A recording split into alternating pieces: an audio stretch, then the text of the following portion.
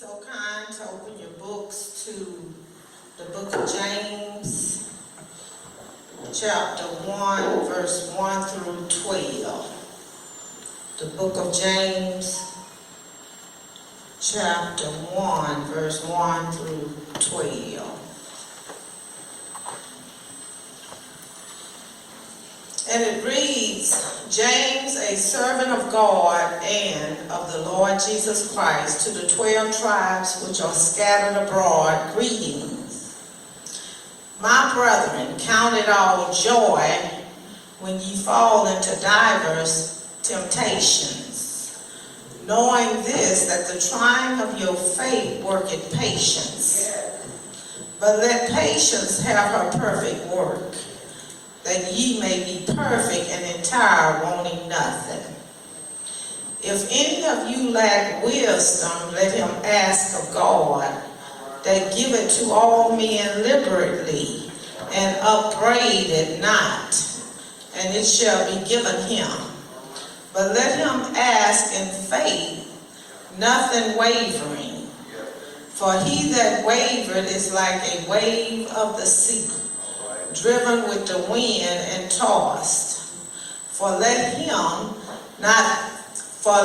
not that man think that he shall receive anything of the Lord. A double-minded man is unstable in all his ways. Let the brother of lower degree rejoice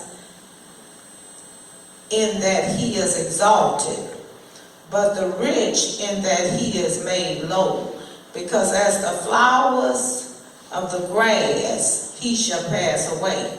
For the sun is no sooner risen with a burning heat, but it withered the grass, and the flower thereof falleth, and the grace of the fashion of it perishes. So also shall the rich man fade away in his ways. Blessed is the man that endureth temptation, for when he is tried, he shall receive the crown of life, which the Lord had promised to them that love him. And I want to, for a subject today, I want to talk about when trials come. When trials come. And we all know, and I'm going to be before you short, I know we have another service we have to go to. But we all know that trials will come in our lives. But the Bible tells us to count it all joy. And that's hard to do. When you're going through things, it's hard for you to be like, well, Lord, I count it joy. You know, when you're going through things, first of all, you want to try to protect yourself, right? Whatever you're going through, I don't care what it is, you want to try to protect yourself. And in protecting yourself, you're not feeling like, Lord, I count it all joy for what I'm going through. You feel like, hurt, harm, and danger is coming my way. And I need to stop whoever is trying to hurt me. Or I need to protect my child. Or I need to protect my mother, my siblings, whoever it is you need to protect. I need to protect that person. So I'm not here feeling like I'm going to count this joy. When sickness come our way, it's hard for us to say, I'm going to count it all joy. When the doctor just came in the room and said, I'm sorry to inform you, but you have been diagnosed with breast cancer.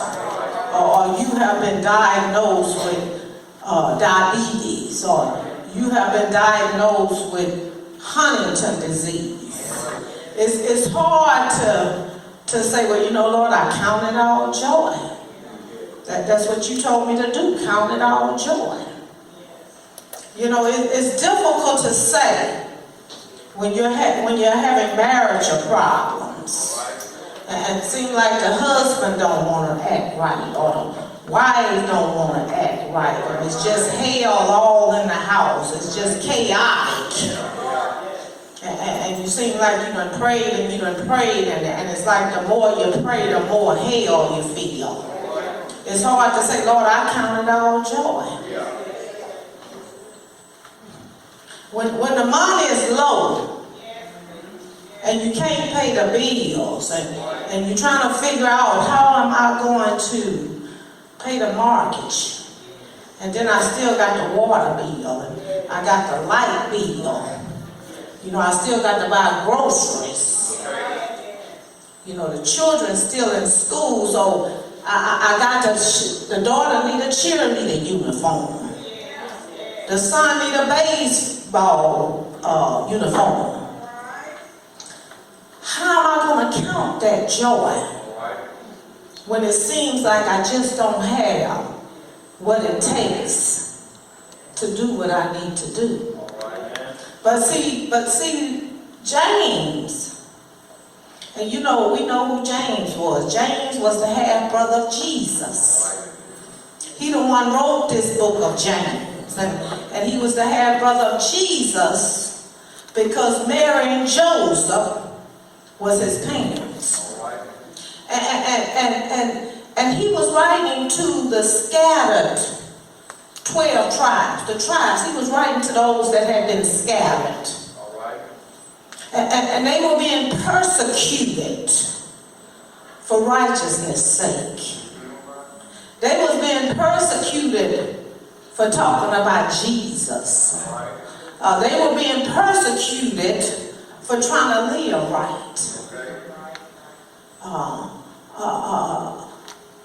And you know how it is sometimes when you try to do the right things and seem like you all the time being persecuted.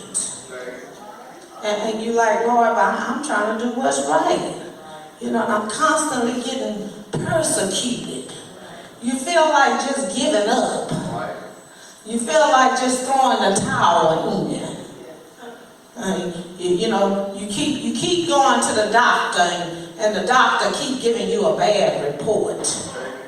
And you're trying to eat right, and you cutting out the salts, and you cutting out the sugars and the fats, and you're trying to do a little more exercise, and then you're trying to get your sleep right. And every time you go to the doctor, is still giving you bad reports. You feel like just giving up and just saying, well, Lord, I just throw in the towel. Yeah. But see, James was telling us, even though all of this stuff is going on, he said, count it joy. Because we're going to go through some things in life. And I hate to hear when some people say, well, you know, when you become a Christian, you're going to go through some things. Now, you're going to go through some things if you're a Christian or if you're not a Christian. The good thing about it is when you got a relationship with God. Because now when you go through it, you don't feel like you're all by yourself. So when we look at this scripture, he said, count it all joy. When? He didn't say count it all joy if. Because we all going to go through some things. There's no respect of person. Some of us might go through it a little bit later in life. And sometimes people go through it even as children. I have a little nephew, and he's been diagnosed with leukemia. I think he was 5 years old. He'd been taking chemo for a year. So it has no respect of person when we're going to go through our storms. But the good thing about it is when we have somebody that'll go through it with us. So he said, count it all joy when you're going through, because you're going to go through, and you can go through and not count it joy, and all you're going to do is complain. all you're going to do is be miserable. All you're going to do is lose hope. All you're going to do is give up. Because you don't have the strength to look beyond the problem, look beyond the suffering, look beyond the pain, and to say, Lord, even though I'm going through, I'm going to count it joy. So that's the first thing when you're going through trials. You got to count that stuff as joy. You got to speak it into existence. You got to think it into existence. So as a man thinketh, so is he. I don't know about y'all, but I'm not one to complain when I'm sick. Most of the time, I won't tell nobody. That's just me. I can wake up in the morning and I can be in some type of pain. And I'm laying right next to my husband and he would never know. Because I feel like, well, what can he do about it?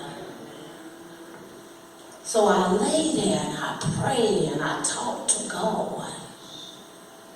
I don't get on the phone and call people, I sure am sick. I don't do that.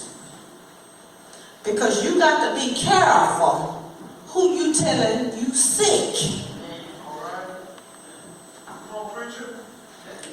Because people might mean well and people might, but I don't want everybody knowing all of that. Because I can go to God for myself. And if I need 2 or 3, I might call 2 or 3. I need some prayer. So what James is trying to get across to us, that we can count it joy, even when we're going through our sickness. We don't have to complain. We can count it joy. And then the second thing he said, we got to have some patience. And a lot of people just don't have the patience. A lot of people just don't want to wait. Everybody's into this microwave mentality. I want it right now. I can't wait. I want it right now. And so because they want it right now, they don't want to wait for it. They don't want to suffer through it. A lot of times God will give them what they desire. Because he said, I will give you what your heart desire. But sometimes what you desiring is not good for you. But he'll give it to you if you ask for it. But when you're patient, and you patiently waiting on God, and it seems like it's taking so long, and it's going on forever and ever and ever, and you ready to say, I don't even want it no more. God is saying, just wait on it. Just be patient. Wait for God. Be patient. Suffer. People don't want to suffer. People don't want to suffer. But only through your suffering are you able to help anybody else. Because if you ain't never been through nothing, it's hard for me, and I'm going to be honest with you, it's hard for me to listen to you and value too much of what you say. And that's why I like being around older people. I love younger people, but trust me, when I'm trying to get some advice, or I'm trying to get some insight,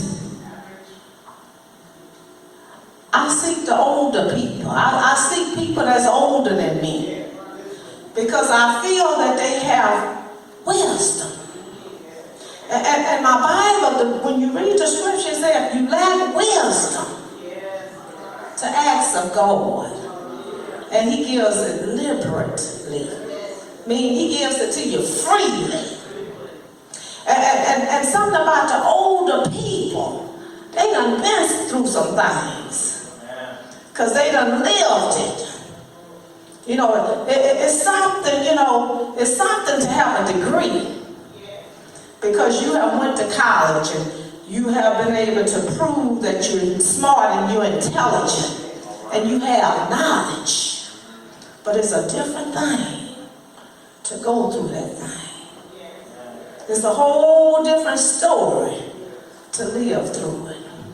I tell you one thing, my mother had she didn't even finish high school. But I could go to my mama and I can ask her something, and I guarantee you, whatever she told me, if I followed her direction, it always ended up good.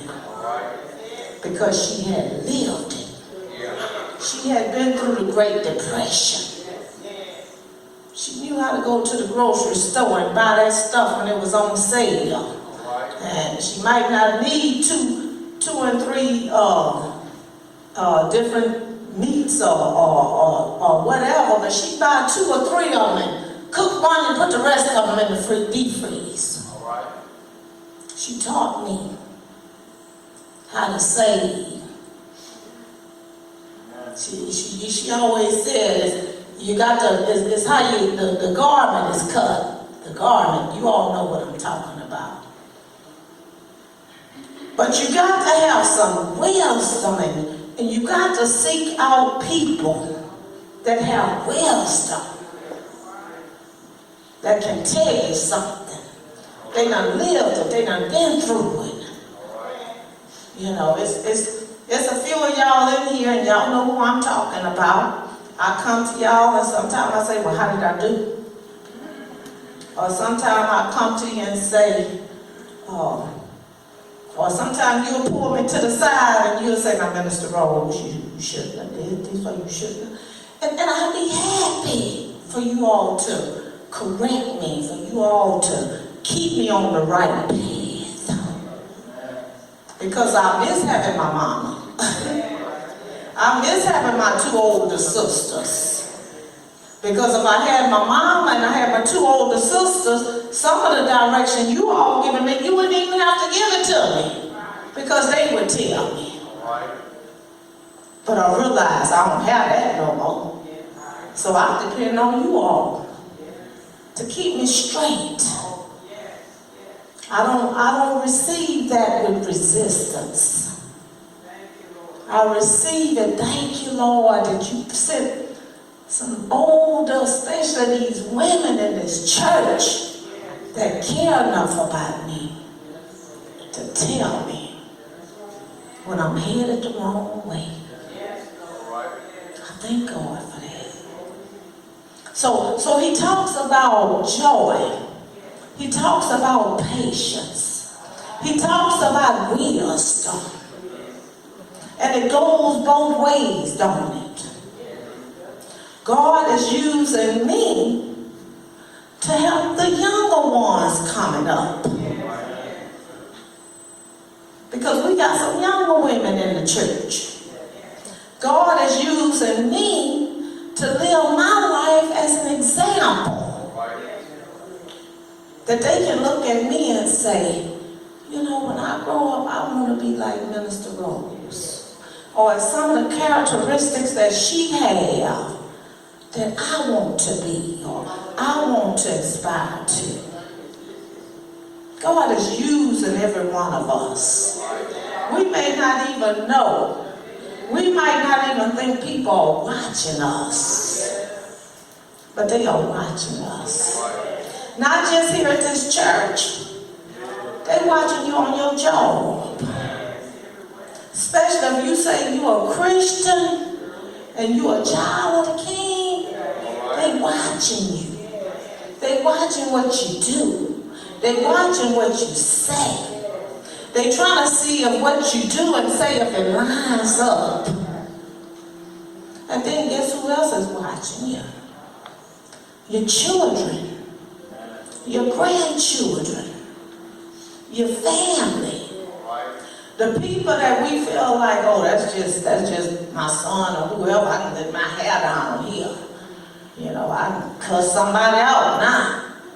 Because he knows that I'm a loving mama. He knows I'm a this and I'm a that. No, they watching. So we should try to live our life to be an example. That's why all that wisdom coming there. That's why all the wisdom coming there. And then he said, once we do all of that, he told us that we was going to get the crown of life. The crown of life, verse 12. We were going to get the crown of life. And at the end of the day, that's what we want. If we live in our life here and we don't think it's a hell and a heaven, and we just think that we live in our life here, I'm getting as rich as I can get, I'm getting all the money I can get, I'm having all the fun I can get, I'm going to treat any kind of people any kind of way, I'm a dog, I'm going to use them, I'm going to mistreat them. I don't care what happened to my money and stuff when I die, because I ain't going to be here anyway. I ain't looking to try to help nobody. I ain't looking to try to do for nobody. Because I'm not going to be worried about that. See, to me, that's the wrong mentality. That's my viewpoint. Because I feel like my true belief is that there's a heaven and there's a hell. And this place here is not our home.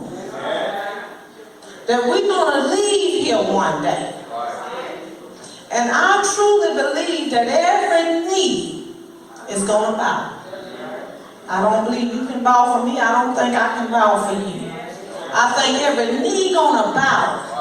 And every tongue going to confess what we did here on this earth. I truly do believe that. I believe that's a God. And I believe that God puts us here not to focus on getting rich. That's not what God put us here to do. But if he just so happens to bless some of us to be rich, he's only blessing us to be a blessing to somebody else. He's only blessing us to be able to help somebody else. He's only blessing us to be able to give to somebody else. But I think we done missed the boat. I truly believe we done missed the boat. Because we look at it as God blesses me and I become rich and I get a bigger house and I get a Mercedes and a BMW and a truck and a boat and a big swimming pool in the backyard. And I'm not saying there's anything wrong with that. But don't just get it all for yourself and you see somebody going hungry and you can't feed them. Don't just get it all for yourself and you see if somebody need somebody to talk to. But you so busy trying to make money that you can't spend 1 hour of your time and listen to Sister Girl, because Sister Girl taking up too much of your time. God wants us to help each other. And he wants us to start with our family. And I keep saying that. He wants us to start with our family. Because he said charity begins at home. And then it spreads abroad. He He didn't tell us to go out here and try to save the world. And we got a brother at home that's sick and down and out and can't do for himself. But we too busy trying to go help everybody else. He didn't tell us to go save the world and we got a sick child at the house. No, you nurse that sick child first, and then you go nurse somebody else.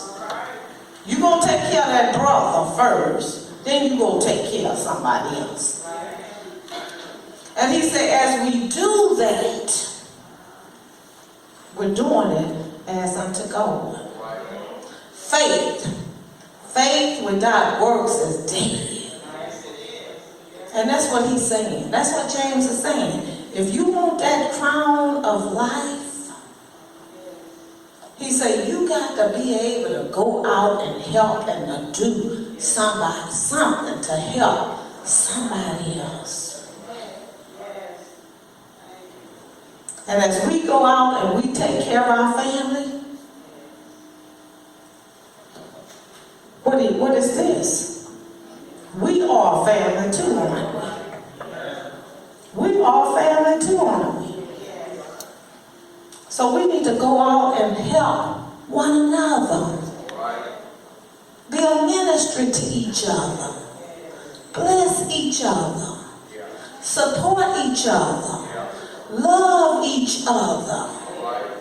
Don't be jealous and envious of each other. Cut down on the anger and the bitterness toward each other.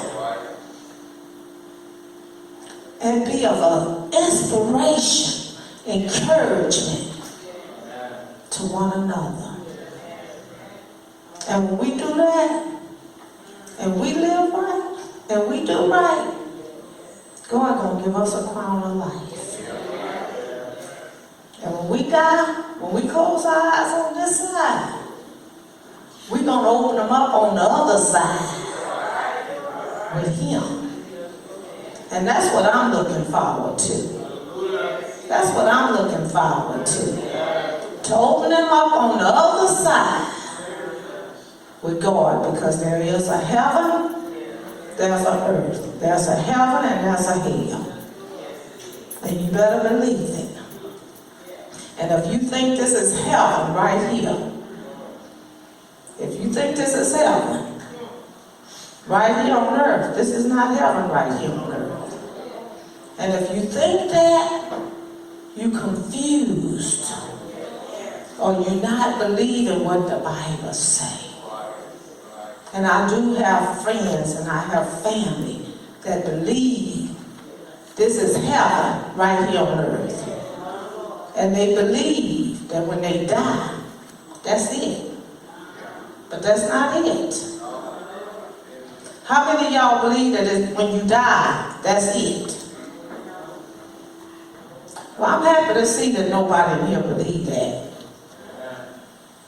Because there is a heaven and there is earth, a hell. And when we die, we go into one of those places. And I want us to go to heaven. Because when we get to heaven, I want to see my mama up there. I want to see my sisters up there. I got a few aunties and uncles that I want to see up there. Because he's coming back again. Do you believe he's coming back again? I believe he's coming back again. And I believe he's coming back for a church without a spot or a wrinkle. Now, do that mean that we all perfect? No, we're not perfect. We're a long ways from being perfect.